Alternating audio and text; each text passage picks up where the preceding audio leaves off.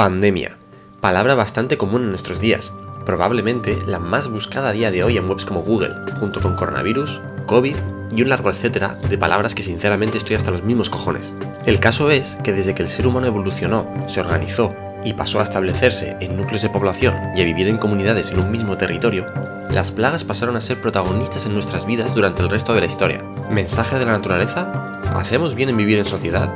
Eso da para otra historia flipante, pero de momento acompañadme en este vídeo, en el que indagaremos cuál es la pandemia más antigua de la que se tiene conocimiento, gracias a restos encontrados y referencias históricas encontradas que datan de hace casi 3500 años.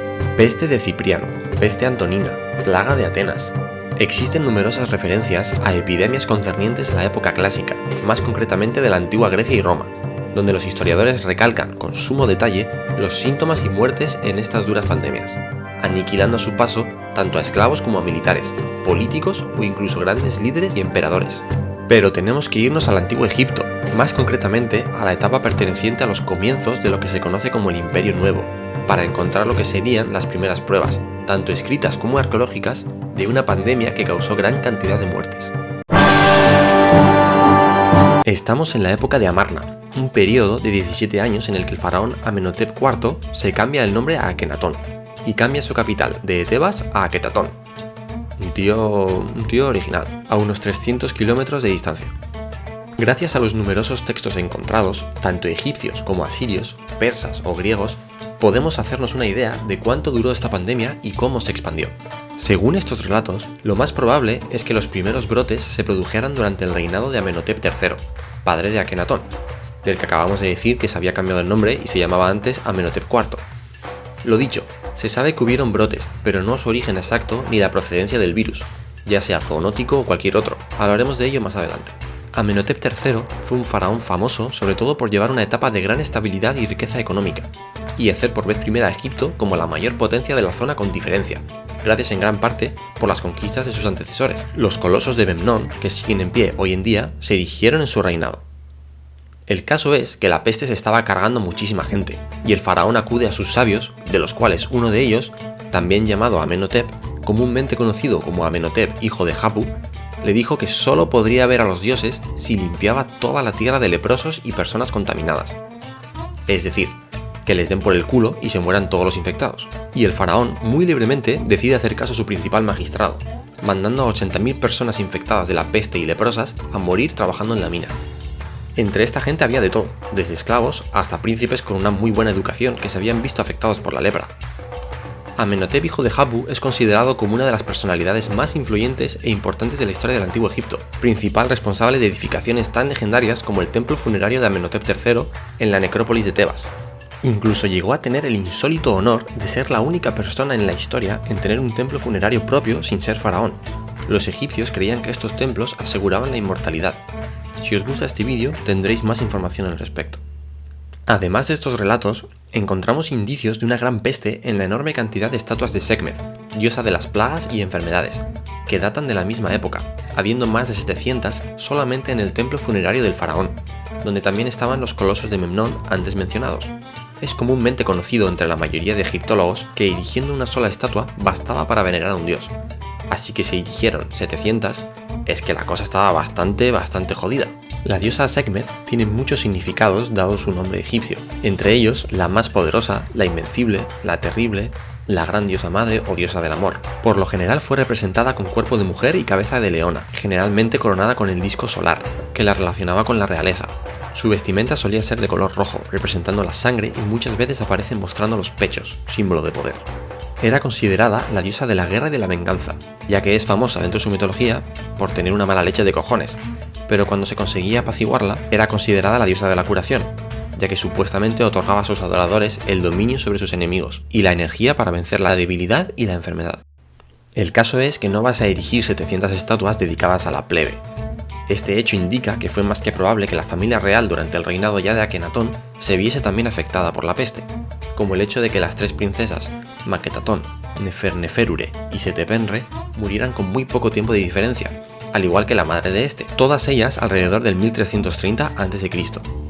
Otras muertes acontecidas en los años posteriores, como la del mismo Akenatón, también se atribuyen a la peste por algunos egiptólogos, pero sin poder asegurarse al 100%. El caso es que la peste prosiguió durante su reinado y llegó a la siguiente capital establecida por él, en Amarna, donde se encuentran las mayores pruebas arqueológicas relacionadas con este suceso. En el cementerio norte de Amarna, cerca del 50% de las tumbas encontradas contienen enterramientos múltiples de más de 5 personas, compartiendo muchos de ellos el mismo tipo de materiales como esterillas y demás herramientas, lo que favorece la teoría de que fueran enterrados al mismo tiempo. Otro hecho bastante importante es que el 90% de los esqueletos hallados corresponden a personas de entre 7 y 25 años, lo que denota un índice de mortalidad en estas edades anormalmente alto para la media de otros cementerios egipcios, lo que puede significar que estas edades se vieron más afectadas por la peste que las personas más mayores. En los estudios de los huesos se encontraron evidencias de que la peste podía ser una especie de malaria o peste bubónica, aunque la manera en la que se evidencia su contagio y los años que duró apuntan a un tipo de enfermedad conocida como fiebre de los conejos o incluso una gripe, ya que en esta época Egipto tenía grandes aglomeraciones de ganado y no había una buena separación entre estos animales y sus heces, o caca, o mierda, o como la queráis llamar. Como evidencias de que la plaga se expandió más allá de Egipto, se encuentran en diversos textos pertenecientes a las mismas fechas en zonas como Chipre, antiguamente conocida como Al-Ashiyya por los egipcios, y en otras zonas como Canaán y Anatolia, en tiempos de los hititas. Los hititas fueron un imperio dominante de la época, principalmente entre los siglos XVII y XV a.C., pero sobrevivieron hasta el siglo XII. Dominaron principalmente Anatolia, y son considerados los primeros en tener un sistema político-militar complejo, basado en vasallaje y satrapías de otras facciones más pequeñas, cuya influencia llegó hasta el Éufrates en su etapa de máxima expansión. En Chipre se encuentran cartas informando de que la peste había acabado con la vida de numerosos mineros, avisando de que los envíos de cobre a Egipto se reducirían bastante. En Canaán se encuentran cartas en las que básicamente se cagan en la madre del faraón por traerles la peste con los comerciantes egipcios.